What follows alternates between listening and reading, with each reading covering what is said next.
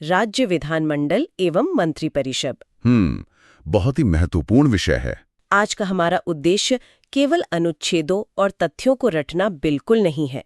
हमारा लक्ष्य है परीक्षा के नजरिए से हमारे पास मौजूद हर एक स्रोत का इतना विस्तृत विश्लेषण करना कि परीक्षा में बैठने वाले विद्यार्थियों के सामने से कोई भी प्रश्न छूटने न पाए। सबसे पहले इस पूरी व्यवस्था की आधारशिला पर बात करते हैं। बिल्कुल। संविधान के भाग 6 के अंतर्गत राज्य विधानमंडल का पूरा ढांचा खड़ा किया गया है। अगर हम इसके संवैधानिक आधार को देखें तो शुरुआत होती है अनुच्छेद 168 से। सही कहा। ये अनुच्छेद राज्य विधानमंडल की संरचना तय करता है। सरल भाषा में कहें तो राज्य की कानून बनाने की जो सर्वोच्च शक्ति है वो विधानमंडल के पास होती है। और इसके मुख्य रूप से 2 भाग होते हैं, राज्यपाल और विधानसभा। लेकिन यहीं पर एक दिलचस्प स्थिति भी आती है।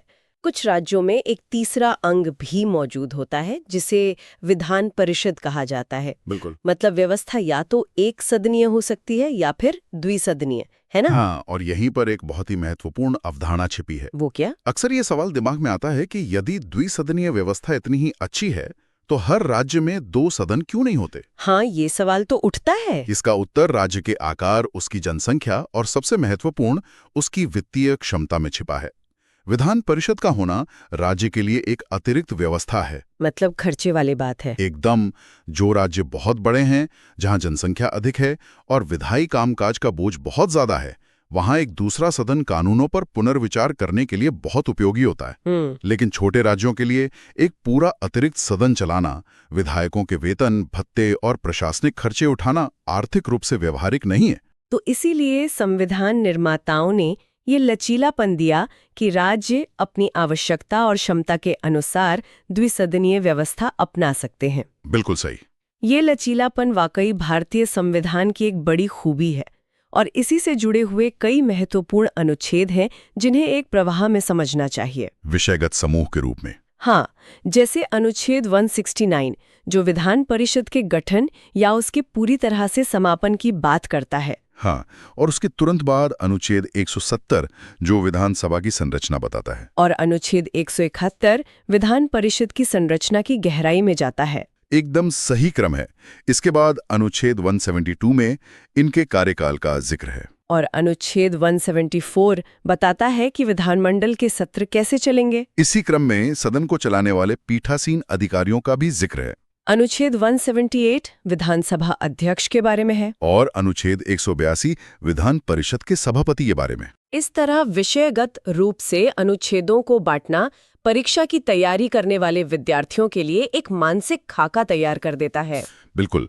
अगर इस श्रृंखला को इसी क्रम में याद रखा जाए तो परीक्षा में गलत विकल्पों को बाहर करना बहुत आसान हो जाता है। सदन के संचालन की बात चली है तो विधानसभा अध्यक्ष की भूमिका पर ध्यान देना बहुत जरूरी है। बहुत जरूरी है। अध्यक्ष का चुनाव सदन के बाहर से नहीं होता बल्कि वह उसी सदन के चुने हुए सदस्यों के बीच से चुना जाता है।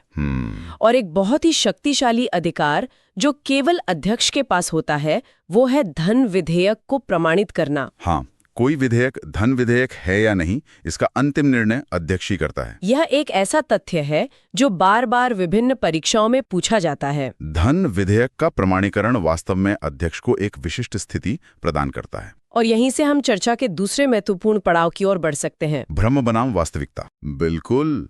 जो लोग परीक्षा पत्र बनाते हैं उन्हें बहुत अच्छी तरह पता होता है कि उम्मीदवार किस अवधारणा में उलझ सकते हैं और वे वहीं पर अपने प्रश्न का जाल बिछाते हैं। सही कहा। तो चलिए इन जालों को काटते हैं। परीक्षा में पूछे जाने वाले सामान्य जालों की बात करते हैं। पहला बड़ा भ्रम जो अक्सर विद्यार्थियों के मन में होता है कि विधानसभा की तरह विधान परिषद के चुनाव भी प्रत्यक्ष रूप से आम जनता द्वारा किए जाते हैं। ये एक बहुत ही बुनियादी और खतरनाक भ्रम है। वास्तविकता क्या है? वास्तविकता ये है कि विधान परिषद के चुनाव प्रत्यक्ष नहीं होते बल्कि अप्रत्यक्ष होते हैं।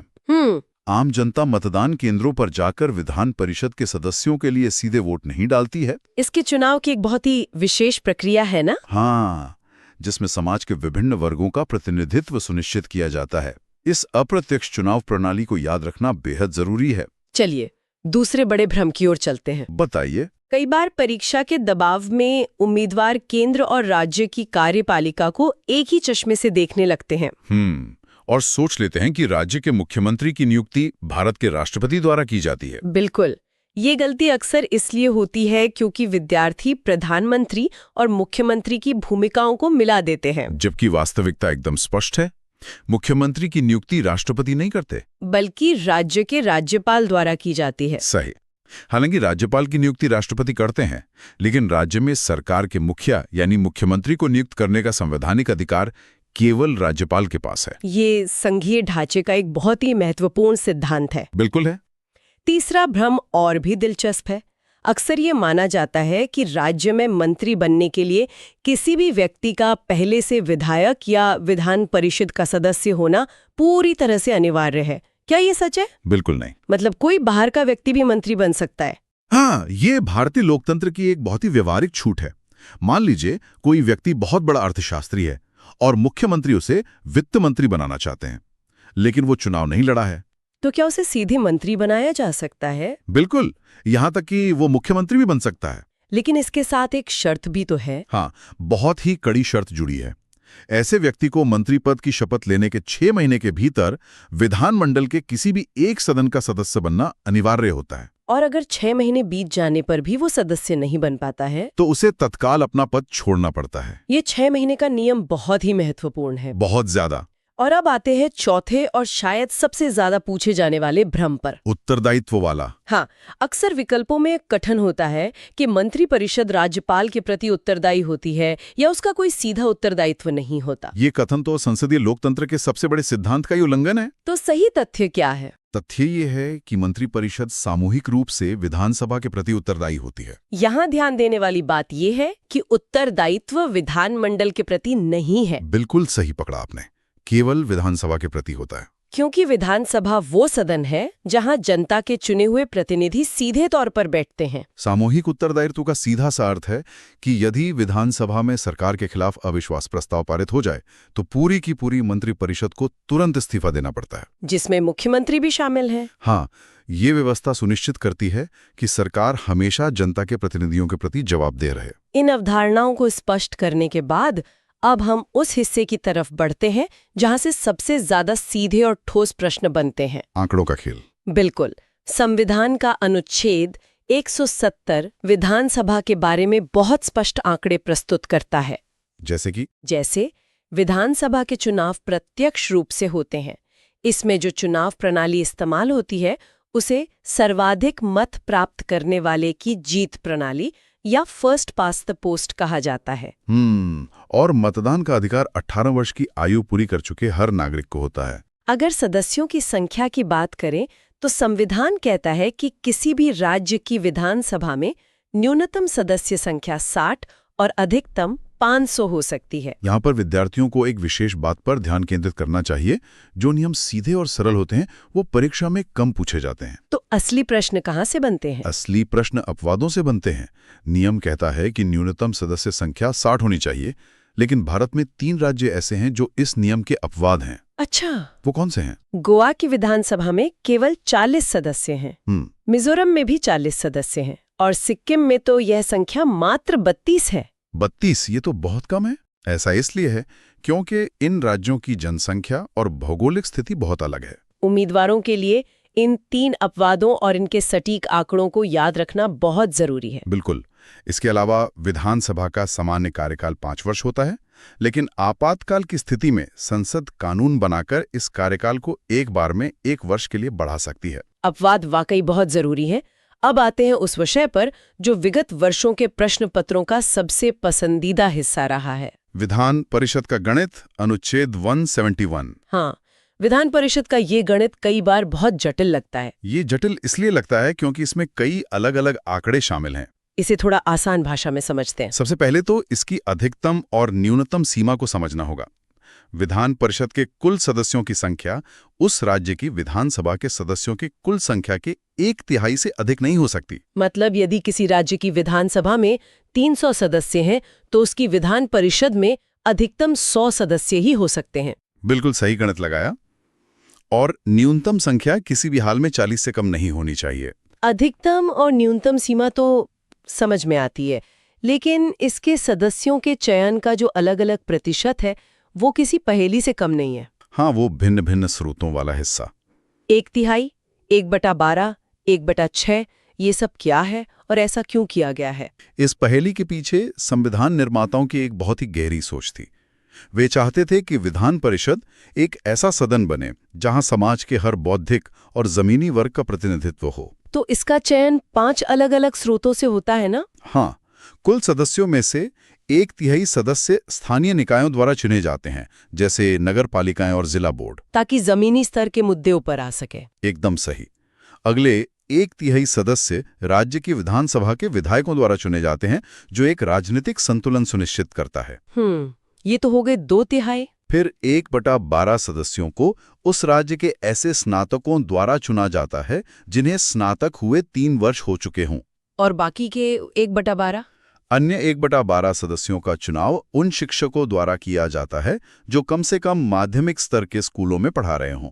इन दोनों का उद्देश्य सदन में बौद्धिक वर्ग और शिक्षाविदों को शामिल करना था। बिल्कुल। और अंत में जो 1/6 सदस्य बचते हैं, उन्हें साहित्य, विज्ञान, कला, सहकारी आंदोलन और समाज सेवा के क्षेत्र में विशेष ज्ञान रखने वाले लोगों में से राज्यपाल द्वारा नामित किया जाता है। ये विभाजन वास्तव में बहुत तार्किक है, लेकिन विधान परिषद के संदर्भ में मेरे मन में एक विरोधाभास पैदा हो रहा है। कैसा विरोधाभास? एक तरफ हम कहते हैं कि विधानसभा एक अस्थायी सदन है जो 5 साल में भंग हो जाता है, और विधान परिषद एक स्थायी सदन है जिसे कभी भंग नहीं किया जा सकता। इसके 1/3 सदस्य हर 2 वर्ष में सेवानिवृत्त होते हैं और उनका कार्यकाल 6 वर्ष का होता है। सही है, लेकिन अगर विधान परिषद एक स्थायी सदन है जिसे भंग नहीं किया जा सकता, तो फिर अनुच्छेद 169 के तहत इसे पूरी तरह से समाप्त कैसे किया जा सकता है? क्या ये अपने आप में एक विरोधाभास नहीं है? यह एक बहुत ही शानदार विश्लेषणात्मक प्रश्न है। तो इसका जवाब क्या है? ऊपरी तौर पर यह विरोधाभास लगता है, लेकिन संवैधानिक दृष्टि से यह बिल्कुल स्पष्ट है। भंग करना और समाप्त करना दोनों अलग अलग प्रक्रियाएं हैं। अच्छा, कैसे? विधानसभा भंग होती है, जिसका अर्थ है कि उसका कार्यकाल खत्म हो गया और अब नए चुनाव होंगे। अच्छा। लेकिन विधानसभा संस्था के रूप में बनी रहती है। वहीं विधान परिषद को कभी भंग नहीं किया जा सकता, यानी ये कभी खाली नहीं होती। तो फिर समाप्त कैसे होती है? यदि राज्य की विधानसभा विशेष बहुमत से एक प्रस्ताव पारित करे कि हमें इस सदन की आवश्यकता ही नहीं है, तो संसद कानून बनाकर इस संस्था को ही जड़ से समाप्त कर सकती है। यानी ये भंग नहीं होती, बल्कि सीधे अस्तित्व से ही मिटा दी जाती है। बिल्कुल। क्या बात है, ये अंतर बहुत ही बारीक और महत्वपूर्ण है। भंग होने और समाप्त होने का ये फर्क कई उम्मीदवारों की आंखें खोल देगा। मुझे भी ऐसा ही लगता है। चलिए अब इस चर्चा के अंतिम और सबसे महत्वपूर्ण पड़ाव पर आते हैं, राज्य मंत्री परिषद, जहां से परीक्षा के लिए सबसे संभावित प्रश्न निकल कर आते हैं। अनुच्छेद 163 और 164 राज्य की कार्यपालिका की बात करते हैं। अक्सर ये माना जाता है कि राज्यपाल राज्य का मुखिया है, लेकिन वास्तविक कार्यपालिका की शक्ति तो कहीं और ही होती है। बिल्कुल, इसे ऐसे समझा जाना चाहिए कि राज्य की शासन व्यवस्था में 2 तरह के प्रमुख होते हैं। एक हैं राज्यपाल, जो राज्य के संवैधानिक या नाम मात्र के प्रमुख हैं। सरकार के सभी काम उन्हीं के नाम पर होते हैं। हाँ, वहीं दूसरी ओर है मुख्यमंत्री, जो वास्तविक प्रमुख हैं। मुख्यमंत्री विधानसभा में बहुमत प्राप्त दल का नेता होता है। तो परीक्षा में जब वास्तविक कार्यपालिका शब्द का प्रयोग हो, तो उसका सीधा सा उत्तर है मुख्यमंत्री के नेतृत्व वाली मंत्री परिषद। एकदम सटीक। और जब मंत्रियों की नियुक्ति की बात आती है, तो मुख्यमंत्री की सलाह पर ही राज्यपाल अन्य मंत्रियों की नियुक्ति करते हैं। लेकिन यहाँ एक बहुत बड़ा व्यवहारिक सवाल खड़ा होता है। बताइए। मान लीजिए किसी मुख्यमंत्री के पास 100 विधायक हैं और समर्थन बनाए रखने के लिए वो सभी 100 को मंत्री बनाना चाहता है। क्या वो ऐसा कर सकता है? पहले ऐसा होता था, लेकिन अब नहीं। यहीं पर 91वां संविधान संशोधन अधिनियम 2003 चित्र में आता है। इसे तो परीक्षा के लिए सबसे संभावित प्रश्न के रूप में देखा जाना चाहिए। हाँ, इस संशोधन के बारे में बताइए। ये संशोधन भारतीय राजनीति के इतिहास में एक बहुत बड़ा और आवश्यक सुधार था। 1990 के दशक में गठबंधन की राजनीति के दौर में एक प्रवृत्ति बन गई थी कि हर विधायक समर्थन देने के बदले मंत्री पद मांगता था। इससे तो विशाल मंत्री परिषदें बन जाती होंगी। हाँ, जिन्हें उस समय जंबो कैबिनेट कहा जाता था। इतने सारे मंत्रियों के वेतन, बंगले, गाड़ियां और उनके कर्मचारियों का खर्च राज्य के खजाने पर बहुत भारी पड़ता था। तो इससे रोका कैसे गया? इस धन की बर्बादी को रोकने के लिए 91 में संविधान संशोधन ने एक सख्त नियम बना दिया।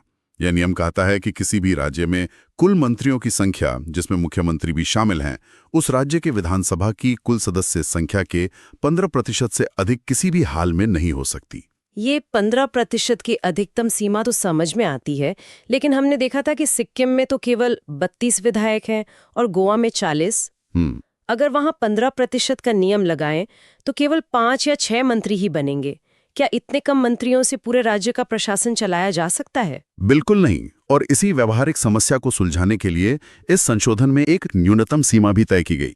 वो न्यूनतम सीमा क्या है? ये नियम बनाया गया कि मंत्रियों की अधिकतम संख्या 15% होगी, लेकिन किसी भी राज्य में मंत्रियों की न्यूनतम संख्या 12 से कम नहीं हो सकती। 15% की अधिकतम सीमा और 12 की न्यूनतम संख्या, ये दोनों आंकड़े परीक्षा के लिए बेहद महत्वपूर्ण हैं। बहुत ज्यादा। इसके अलावा मंत्रियों के प्रकार के बीच का बुनियादी अंतर भी समझना जरूरी है। मुख्य रूप से 3 प्रकार के मंत्री होते हैं: कैबिनेट मंत्री, राज्य मंत्री और उप मंत्री। कैबिनेट मंत्री सबसे वरिष्ठ होते हैं और महत्वपूर्ण मंत्रालयों का स्वतंत्र प्रभार संभालते हैं। सरकार के सभी अहम फैसले कैबिनेट की बैठकों में ही लिए जाते हैं। और इसी प्रशासनिक कामकाज से जुड़े 2 और अनुच्छेदों का उल्लेख करना भी आवश्यक है। हाँ, अनुच्छेद 166 राज्य सरकार के कार्य संचालन की बात करता है। ये स्पष्ट करता है कि राज्य सरकार के सभी कार्यकारी कार्य राज्यपाल के नाम पर ही किए हुए माने जाएंगे। और फिर आता है अनुच्छेद 167, जो मुख्यमंत्री के कर्तव्यों को स्पष्ट करता है। ये मुख्यमंत्री का संवैधानिक दायित्व है कि वो राज्य के प्रशासन और विधान विषयक प्रस्तावों के बारे में राज्यपाल को समय समय पर सूचित करे। ये एक बहुत ही मजबूत और गुंथा हुआ प्रशासनिक ढांचा है। बिल्कुल। हमने इस पूरी चर्चा में विधानमंडल की संरचना से लेकर मुख्यमंत्री के कर्तव्यों तक का विस्तृत सफर तय किया है। तो अब समय आ गया है इस पूरी चर्चा के मुख्य बिंदुओं को समेटने का। हाँ, एक त्वरित पुनरावृत्ति करते हैं, एक रैपिड रिवीजन, ताकि परीक्षा से पहले ये सारे तथ्य दिमाग में व्यवस्थित हो जाएं। ठीक है। अनुच्छेद 168 विधानमंडल की बात करता है। अनुच्छेद 170 विधानसभा और 171 विधान परिषद। अनुच्छेद 172 इनका कार्यकाल बताता है। और अनुच्छेद 163 और 164 वास्तविक कार्यपालिका यानी मंत्री परिषद और मंत्रियों के बारे में है। और सबसे जरूरी 91वां संशोधन, जो 15% का नियम और न्यूनतम 12 मंत्रियों का नियम तय करता है। एकदम सही। आज की चर्चा से ये बिल्कुल स्पष्ट है कि परीक्षा में सीधे तथ्यों के बजाय अपवाद और भ्रमित करने वाले बिंदु ज्यादा पूछे जाते हैं। जैसे विधान परिषद के चुनाव प्रत्यक्ष नहीं बल्कि अप्रत्यक्ष होते हैं, और मंत्री परिषद सामूहिक रूप से केवल विधानसभा के प्रति उत्तरदायी होती है। विधान परिषद का जो गणितीय विभाजन है 1/3, 1/12 और 1/6, उसे भी याद रखना आवश्यक है। से पूरी तरह समाप्त किया जा सकता है। ये सभी तथ्य राज्य व्यवस्था की नींव है। ऊपरी तौर पर ये सिर्फ अनुच्छेद लग सकते हैं, लेकिन इन्हीं बारीकियों को याद रखने से परीक्षा कक्ष में वो बढ़त मिलती है जो सफलता के लिए अनिवार्य है। ये बिल्कुल सत्य है। और इस